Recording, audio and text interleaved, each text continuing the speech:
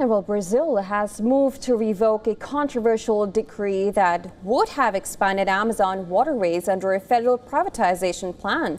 The decision comes after indigenous protesters occupied a major grain export terminal in the Amazon region. Now here's a report on it. Take a look.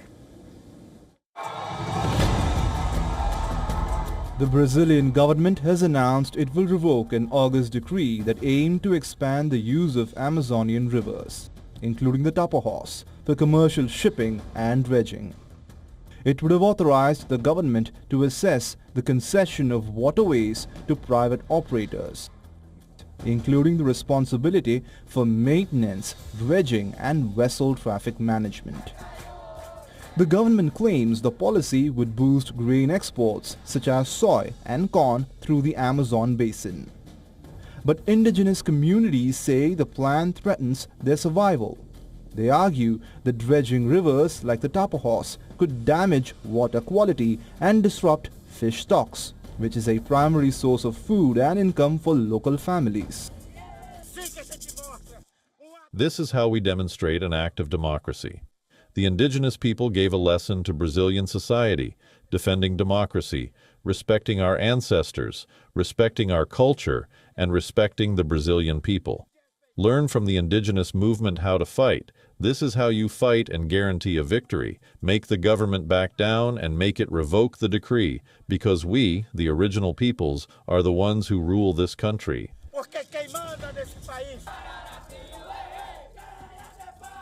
Tensions escalated over the weekend in the state of Para, when indigenous protesters occupied a major grain terminal operated by Cargill in Santarém.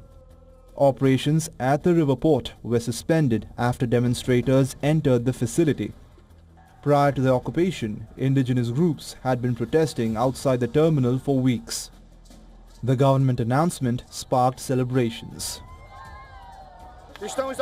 We are here showing once again through our fight that united we will overcome any barrier, any battle. I want to call all these people here today warriors in this moment of celebration, who, just as I, also smiled and cried. We are very happy about the revocation of this decree. The lower Tapajós River area is this: strength, courage and resistance. However, a local indigenous leader says they will only leave the site once the revocation is officially published in Brazil's government gazette. Cargill has not yet commented on the development. The Amazon region plays a critical role in Brazil's agriculture exports. But the latest standoff highlights the growing clash between economic development and indigenous rights in the world's largest rainforest. Now, a prolonged and intensifying drought is driving Somaliland deeper into a humanitarian emergency. And this with failed rainy seasons, crippling agriculture, draining water reserves, and accelerating food insecurity across the territory.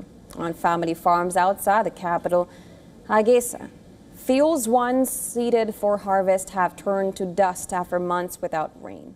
Reservoirs have dried up completely in Leles. Livestock will survive on sparse wild growth, while families depend on dwindling milk supplies to get through each day. Local authorities say no meaningful rainfall has fallen in some areas since mid-2025. Despite this period traditionally being the wettest of the year, farmers warn that without water, migration to towns is becoming inevitable. Due to the low amount of rainfall this year, our harvest was very limited. We only planted a small amount of beans towards the end of the rainy season, but even that withered as the drought intensified. Amid the worsening crisis, Somaliland is looking beyond its borders for technical support. This includes cooperation with Israel, which in December became the first country to formally recognize Somaliland's independence from Somalia. We hope Israel will be one of the key game change for us in agriculture. As long as agriculture, it could contribute up to 15 up to 25% for Somaliland GDP and also economy as well. So we want to collaborate that area or that agriculture. While international support remains uncertain, some farmers are attempting to adapt. A small number have invested in water storage, soil conservation, and low-loss irrigation. Now, these are expensive measures that remain beyond the reach of most rural households. The drought is part of a wider regional emergency. The World Food Programme estimates that around 4.4 million people across Somalia, including Somaliland, are facing crisis-level food insecurity after multiple failed rainy seasons. The humanitarian response, however, is under severe strain.